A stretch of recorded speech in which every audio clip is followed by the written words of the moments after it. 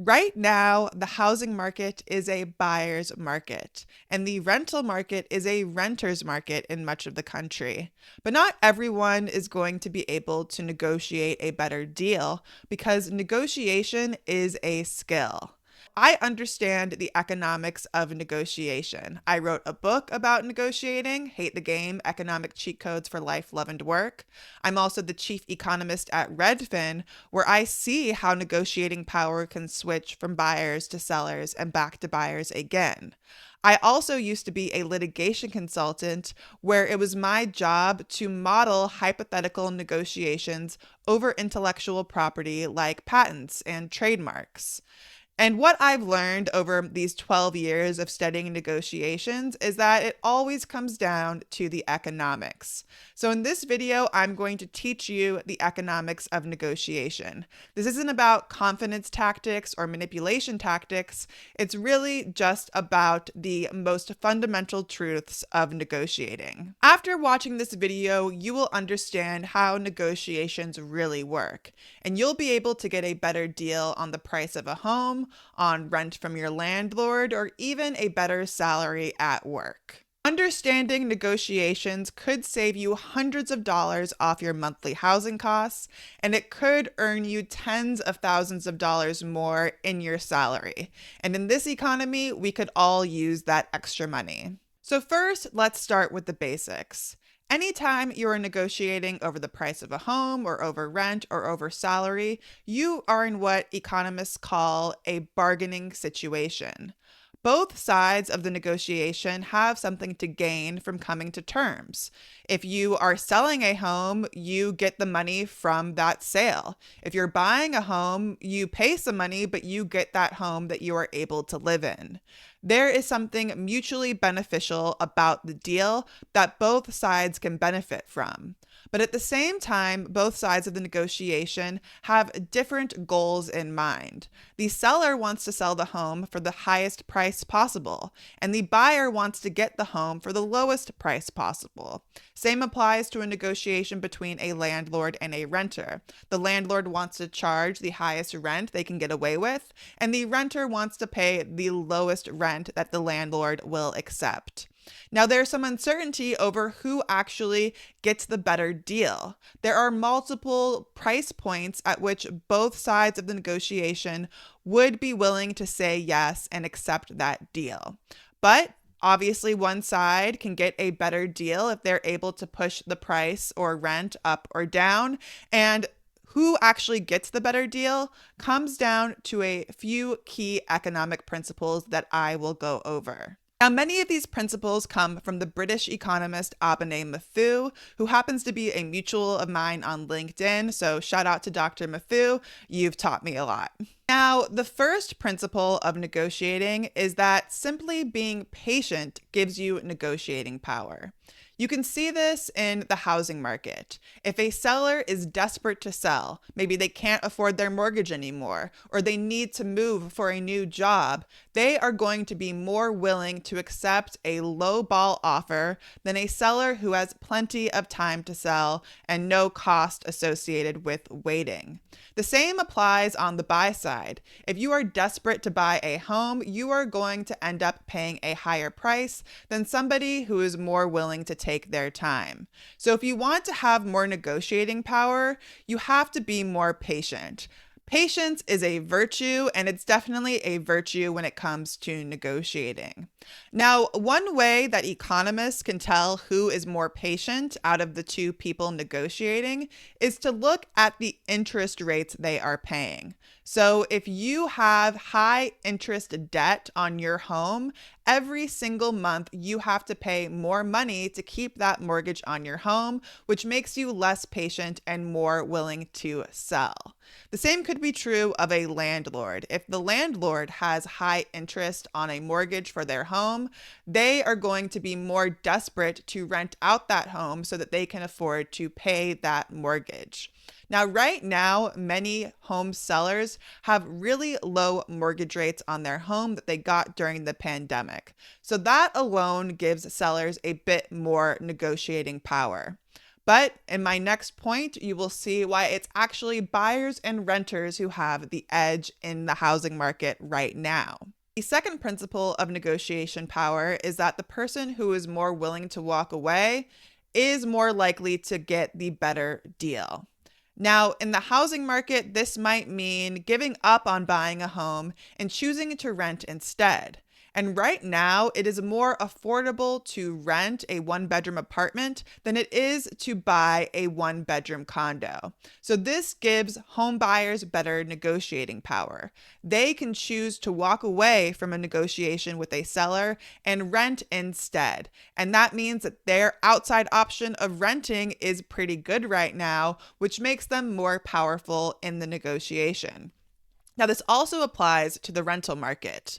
The vacancy rate, which is the number of rental units that are sitting empty, is higher now than it was during or before the pandemic.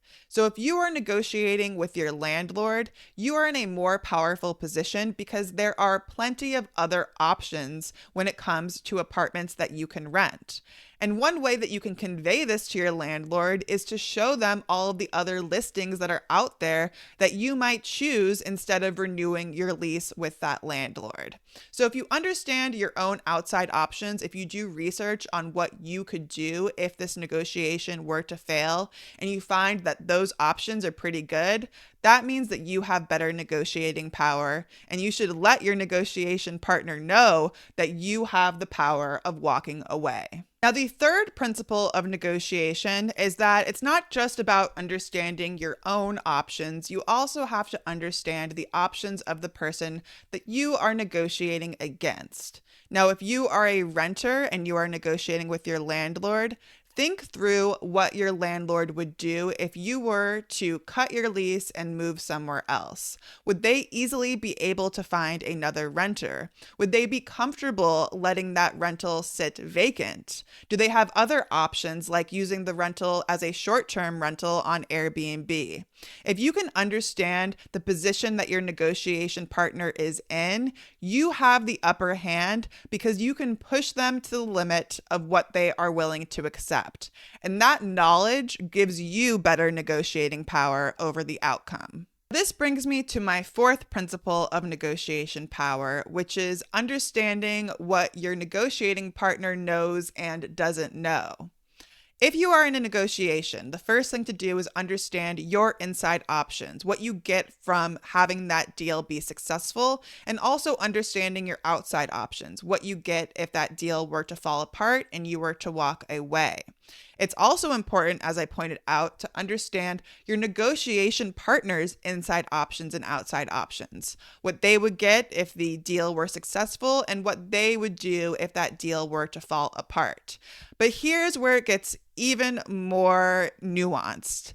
You have to understand what your negotiation partner knows about you. Now, if you're negotiating against your landlord, you want that landlord to think you are completely willing to walk away and move somewhere else. You want them to think that you have great options for where you could move. Maybe you have family that you can move in with. Maybe you know of better apartments that are better priced than the one that you are living in. Don't let them think that you are attached to the apartment, that you've laid down roots and that you don't want to give it up, because that gives your landlord the impression that they can get away with charging higher rent. Let them think that you are completely willing to walk away, whether that is true or not. One way to impact your negotiation partner's perception of your inside options and your outside options is to give them information to anchor on. An anchor is a piece of salient information that people hone in on during a negotiation. So if you're negotiating for better rent, you might anchor on what you paid last year. You might say, last year, you only charged me $1,500 per month, and that is the absolute highest amount that I can afford. Another anchor could be what another landlord is charging for rent. You could point to other rentals that are available and say that that is the market price, and therefore that is the maximum amount that you are willing to pay. Now, these anchors don't actually necessarily have a lot to do with what your actual inside options and outside options may be, but if you can put a piece of information in your negotiation opponent's head and make them think that that is what you are going off of, you can successfully change their information set. You can change their perception of you and change how they think of how willing you are to accept a deal or walk away from a deal. And this brings me to my last principle, which is all about bluffing. Now, bluffing can sometimes work, and sometimes bluffing can backfire. If you say that you are unwilling to accept rent under $1,500 a month, and then your landlord doesn't budge and wants to charge you $1,600 a month, you now have to either give up the bluff and accept the higher amount of money, or walk away even when you know you couldn't find a better deal elsewhere. So when it comes to bluffing, I would say that it can sometimes be useful. It can sometimes provide that anchor to your negotiation partner.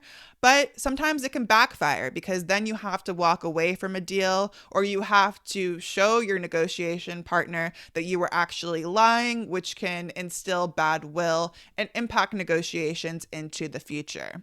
So I would say use bluffing sparingly, but also use it at appropriate moments. If you have solid information that you can point to that makes it look like you are going off of real information instead of made up information, then I would say go ahead and bluff. Even if you're not really willing to leave your apartment and move somewhere else, you definitely want your negotiation partner to think that that is something that you are capable of, because just changing your negotiation partner's perception of your willingness to walk away or your willingness to accept a deal can get you a better deal and save you a lot of money. Now, I have used all of these negotiation principles in my own life. I've used them to negotiate better rent. I've used them to negotiate a better deal when buying and selling a home. I've also used these to get a better salary at work. And I write all about that in my book, Hate the Game: Economic Cheat Codes for Life, Love, and Work, if you'd like to go more in depth on these topics. Now, as I said, it really just comes down to basic economic principles, understanding your own inside options, understanding your outside options, understanding the inside and outside options of your negotiation partner, understanding what your negotiation partner thinks of you, and then using selective information to change your negotiation partner's perception of you, which can help you understand when you can get away with bluffing and when that will fail. All of these principles can help you become a better negotiator.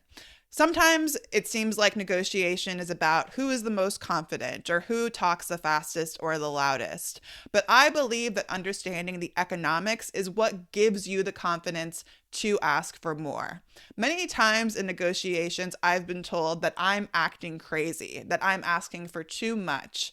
But I think what really is happening is that I'm using these principles as they were intended. Sometimes it does make sense to act a little crazy, to make it seem like you are willing to walk away, or that you are so stubborn that you won't accept anything less than what you deserve. Now, that may sound like being confident, but it actually is being confident in the underlying principles of negotiation. So I hope you found this video useful to you. If you did, please like it, share it, comment, and subscribe. Also, stick around for the next video.